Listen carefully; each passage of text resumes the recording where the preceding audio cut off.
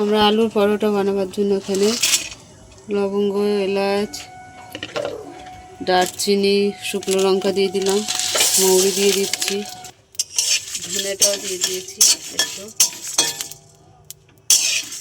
তো হয়ে গেছে মশলাটা। বন্ধুরা, তোমাদের কাছে চলে এসেছি আবার একটা রেসিপি নিয়ে। তো আমরা আজকের বানাবো আলুর পরোটা। তা অনেক দিন হচ্ছে আলু শীত পড়েছে, তো বানাবো। তো ময়দা নিয়ে নিলাম 250, আর এখানে তেল দিয়ে দিলাম, হিং দিয়ে দিলাম, জোয়ান দিয়ে দিলাম, নুন দিয়ে দিলাম।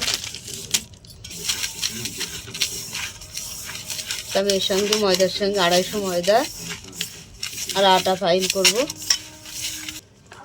আমি এখানে আটা নিয়ে নিলাম, জল আস্তে আস্তে দিয়ে মেখে নেব। ময়দাটা মাখা হয়ে গেছে, কিছুক্ষণের জন্য দিচ্ছি। আলু সিদ্ধ করে নিয়েছি, আদা নিয়ে নিয়েছি, এই যে আলুর সঙ্গে ওই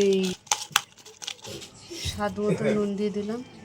তো কড়াই গরম হয়ে গেছে, কড়াইতে তেল দিয়ে দিলাম, দিয়ে দিচ্ছি ভাজা মশলাটা দিয়ে দিলাম, মিশিয়ে নিচ্ছি। তো আমি আলুর পুরটা একটু কষিয়ে নেব।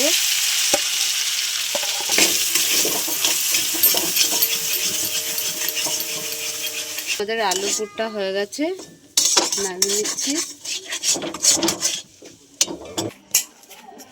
তো আমি লেচিগুলো কেটে নেব, লেচিগুলো কেটে নিচ্ছি। তো বন্ধুরা, আমি আলুর পুরগুলো দিয়ে লেচি করে নিচ্ছি, ভালো করে সবগুলো ভরে নিচ্ছি।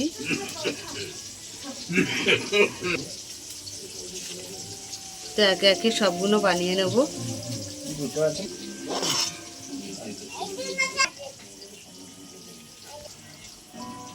সবগুলো আমাদের আলুর পুরগুলো তৈরি হয়ে গেছে।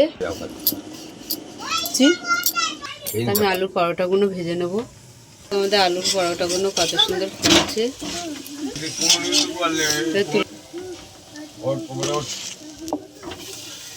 আরও একটা ভেজে নেব, ফুলছে নিলাম। তো আমাদের আলুর পরোটাগুলো সব ভাজা হয়ে গেছে। আলুর পরোটার সঙ্গে আছে বেগুন ভাজা। তা তোমাদের কেমন লাগলো বলো, ভালো লাগলে লাইক করে দেবে, শেয়ার করে দেবে, কমেন্ট করে দেবে, ফেসবুকে ফলো করে দেবে, ইউটিউবে সাবস্ক্রাইব করে বন্ধু হয়ে পাশে থাকবে। টাটা। এই টাটা দে, টাটা দে, টাটা দে।